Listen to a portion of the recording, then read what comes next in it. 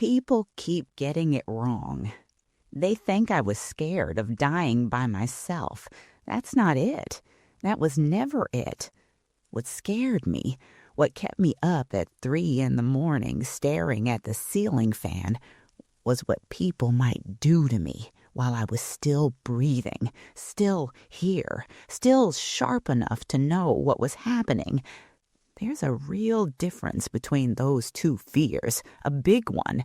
And if you're somewhere close to my age, or if you stumbled on this video because someone you love is getting up there in years, I need you to sit with that difference for a minute before we go anywhere else, because everything I'm about to say rests on it. My name is Vera Calloway. I am 91 years old.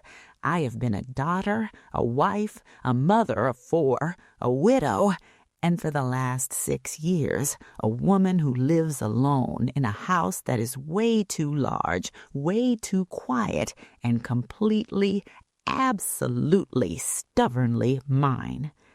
I have put my husband in the ground. I have said goodbye to 2 of the dearest women I ever knew.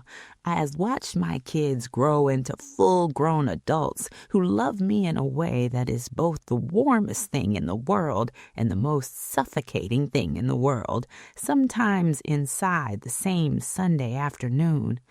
And I have spent more hours than I want to admit sitting in this old recliner by the front window, the brown one, the one my husband Raymond always said looked like something somebody dragged out of a dumpster, thinking about what it actually means to be old in a country that has decided old is something to be dealt with, managed, contained.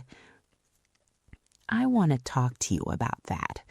I want to talk to you about the year my daughter Carol decided I needed help and what we went through trying to find it and what we found instead. It is not a clean story. There is no big moment where everybody wakes up and apologizes and things get wrapped up nice, but it is a true story. And at 91, true is the only thing I still have any real patience for. So let me take you back to a Thursday in October. October because the leaves were already gone and the sky had gone that kind of gray where even the light looks tired. I had been living on my own for 4 years by then. Raymond had been gone 4 years, 2 months.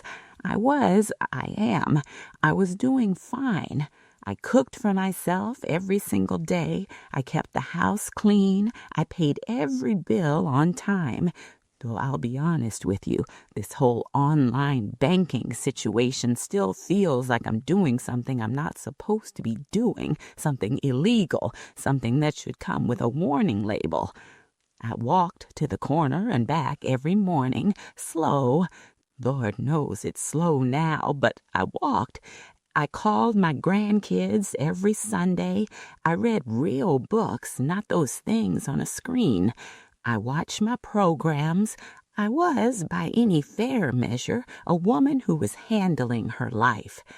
But Carol had been watching me the way you watch a glass sitting too close to the edge of a counter. And that October, she called me and said, "Mama, I think we need to have a conversation." And I knew, the way you just know things when you've been somebody's mother long enough. I knew that whatever conversation she wanted to have was not going to feel good going down. She drove up that Saturday, and she brought her husband, Tom, which told me right away this was serious, because Tom normally treats coming to visit me the way some people treat getting their oil changed. Necessary, fine, not something you rush to volunteer for. He's a decent man. He's just a man who runs clean out of things to say to a 90-year-old woman, and I have always respected him for not pretending he has more. He sat at my kitchen table and drank his coffee and let Carol do the talking, which was smart of both of them, honestly. "Mama, she said. "We've been talking, and that we told me everything I needed to know. This wasn't a thought Carol had quietly by herself. This was a conversation that had been happening in their kitchen after the grandkids were in bed. The kind of conversation parents have about things they don't want the children to hear, except this time I was the child. She said, "We've been thinking it might be time to talk about your options." Options. I have always had complicated relationship with that word when somebody uses it the way Carol used it right then, because options in that context doesn't mean freedom. It doesn't mean choice. It means we've already landed somewhere and we're going to present it to you in a way that feels like you still have some say. I didn't say that to her. I'm saying it to you now because now I'm allowed to. Then I just sat across the table from my daughter and I looked at her face. She has Raymond's jaw, always did, strong and honest, and what I saw in that face was not control. It was fear, not of me, for me. And that changed the temperature of the whole room, because you can be irritated at somebody for being wrong, but it's a whole lot harder to be irritated at somebody who's genuinely scared on your behalf. So I said, "All right, Carol, tell me what you're thinking." And I listened. She had 3 things written down in a little notebook she kept angled just slightly away from me, which I found touching and also a little funny, because I'm the one who taught her to be organized, and now she was trying to hide her organization from me. She laid it all out. Option 1, I come live with you and Tom. Option 2, they find me at caregiver, somebody to come in weekdays, help with the house and the groceries and what she called the daily stuff. Option 3, and she said this one's soft, the way you say something when you're pretty sure it's going to land hard. Option 3 was we go look at some communities, places with staff, places with people my age around, places where I'd be safe, she said. I told her I'd think about it. I thought about it for 3 weeks, and then, because I raised my children to say what they mean and I owe them the same, I called Carol back and said, "Let's try your first idea. I'll come stay with you for a while. Let's see how it goes." I want to tell you about those 9 weeks living in my daughter's house because I think they matter. Not because they were awful. They weren't, not exactly. Carol's house is warm. It smells like cinnamon from those candles she buys in bulk. And her grandchildren, my great-grandchildren, are loud and ridiculous and joyful the way only very small people can be.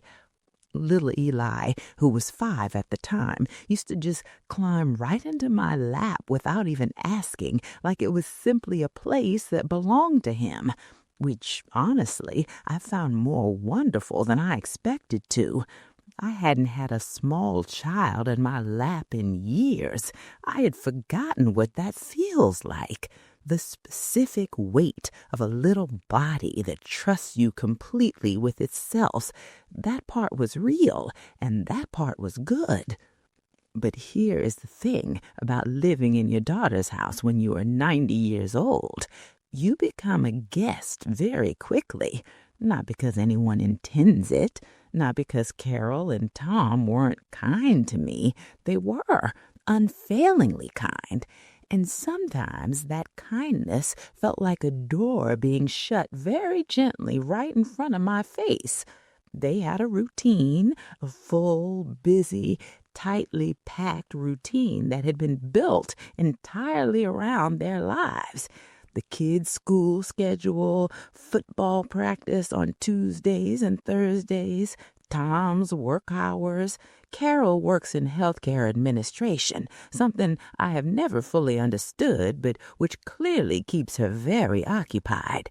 And into this routine I was placed, like a piece of furniture that doesn't quite go with anything in the room, but everybody agrees to just make it work.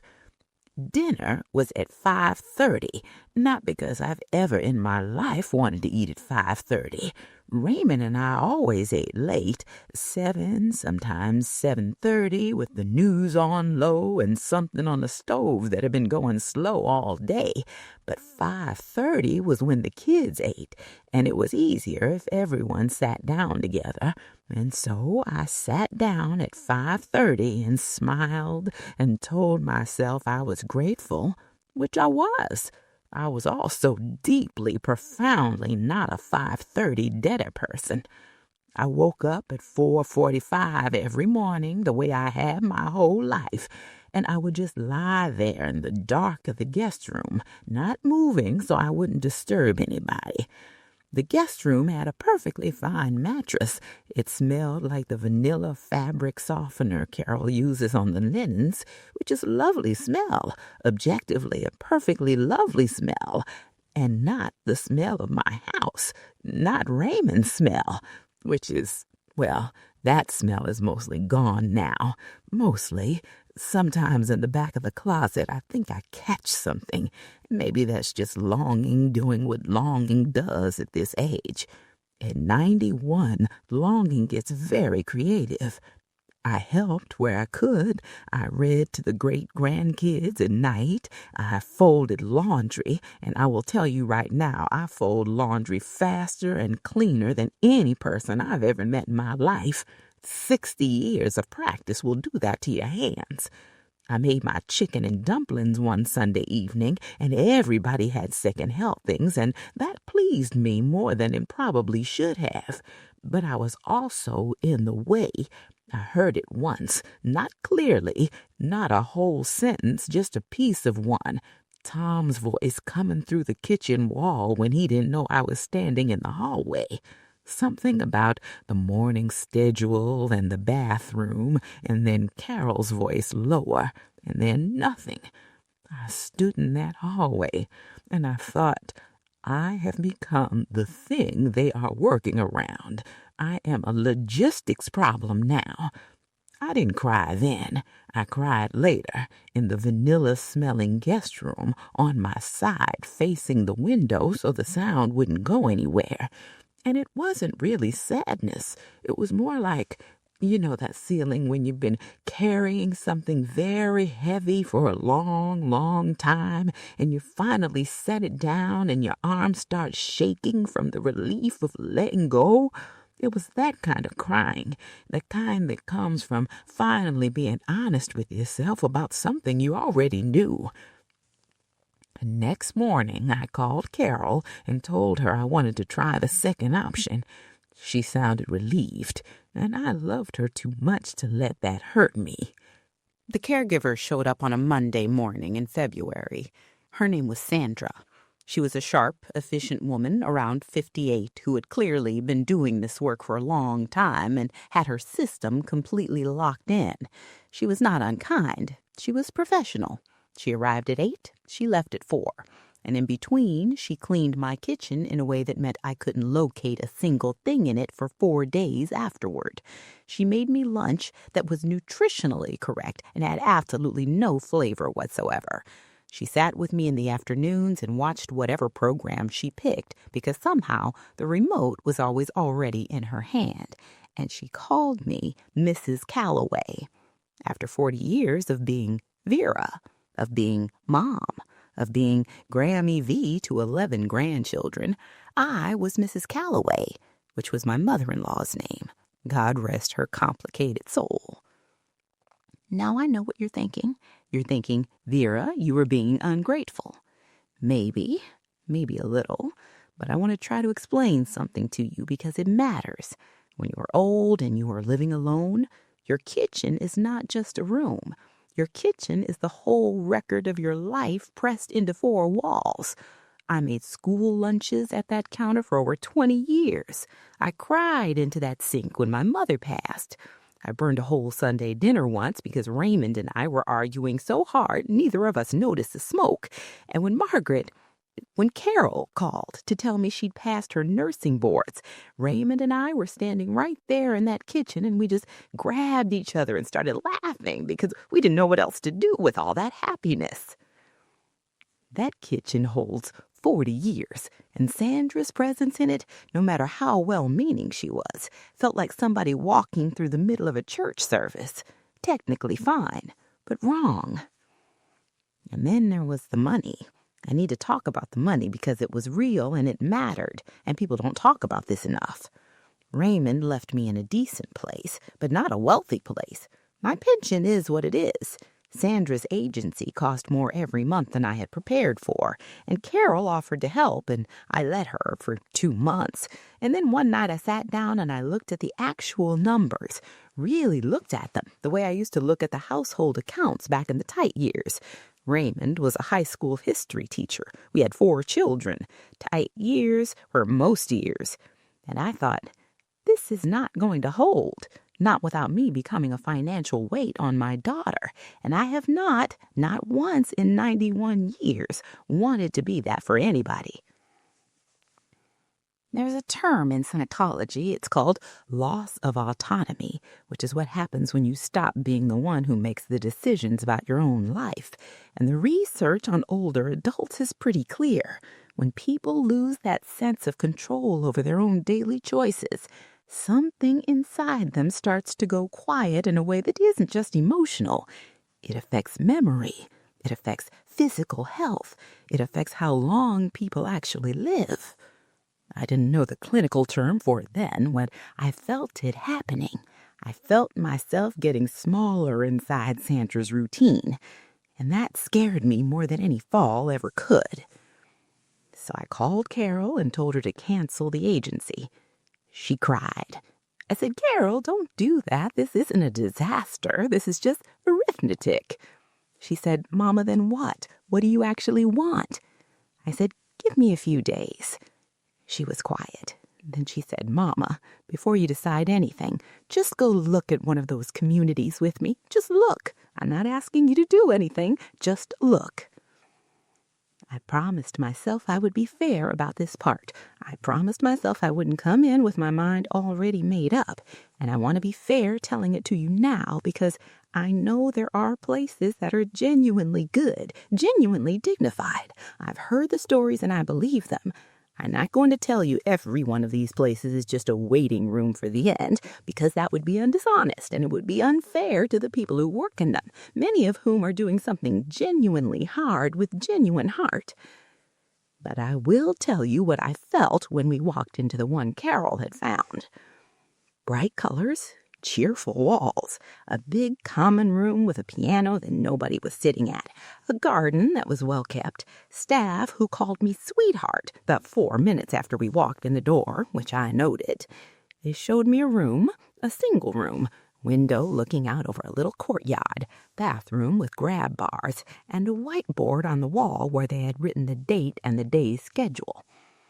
9 a.m., morning movement, 10 a.m., art activity, 12 p.m., lunch, 2 p.m., movie, 4 p.m., social time.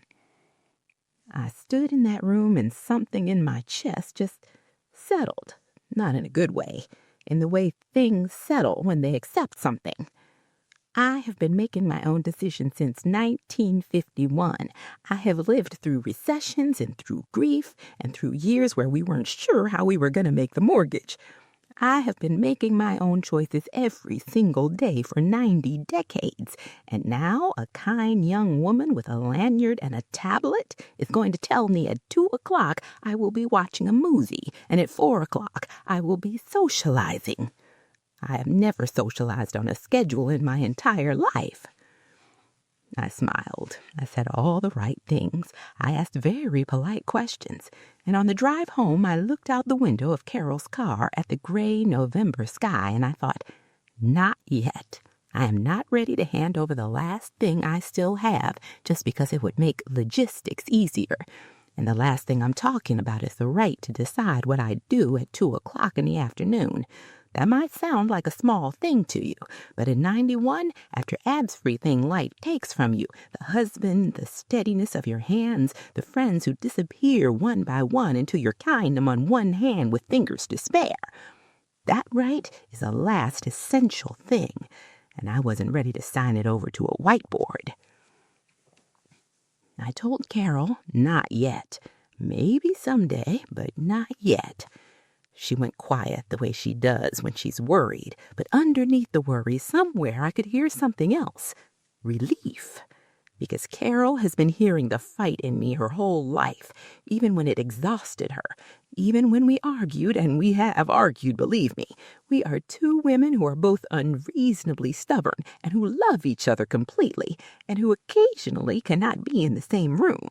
And I think some part of her would have been more frightened if the fight had just stopped.